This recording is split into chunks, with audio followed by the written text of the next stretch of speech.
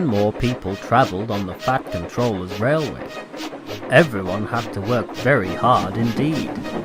The trucks complained bitterly, but then trucks always do, and no one takes much notice.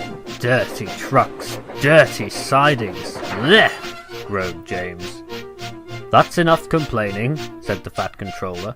"You'll be pleased to know that a new goods engine will arrive from Scotland tomorrow."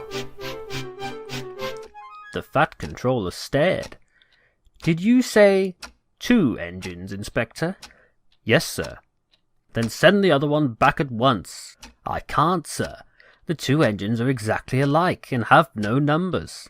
They say they lost them on the way." The Fat Controller seized his hat.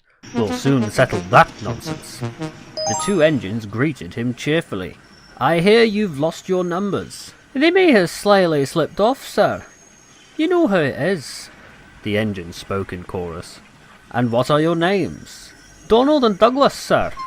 "Good," he said. "Then your controller can tell me which of you is which." "He doesn't know our names, sir. How could he? We only gave ourselves names when we lost our numbers." "One of you," said the Fat Controller, "is playing truant. I shall find him out and send him home." "Inspector," he ordered, "give these engines numbers and set them to work." Soon workmen came to give the twins their numbers. Donald 9 and Douglas 10. "Now 9 and 10, smiled the inspector. "Here is Duck. He'll show you round before you start work." The twins enjoyed themselves and were soon friends with Duck. "We like it fine here," said Donald. "That's good," smiled Duck. "But take my advice. Watch out for Gordon, Henry and James. They're sure to try some nonsense." "Dinna fesh yourself. We'll soon settle them." Donald and Douglas had deep-toned whistles. "They sound like buses," said Gordon. "Or ships," sniggered Henry. "Tugboat Annie," laughed Gordon. "Ha ha ha!" Donald and Douglas cruised quietly up. "You wouldn't be making fun of us now, would ye?" asked Donald.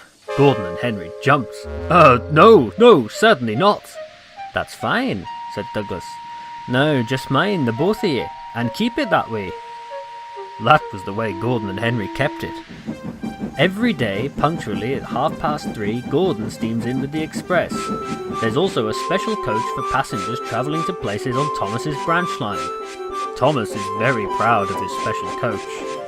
One afternoon, Douglas helped Duck in the yard, while Donald waited to take a goods train to the other end of the line. As Duck was busy arranging Donald's trucks, Douglas offered to take away Gordon's coaches. Douglas was enjoying himself when an awful thought struck him. "I hope the Fat Controller doesn't find out I shouldn't be here. I couldn't abide going back." He worried so much over this that he forgot about Thomas's special coach.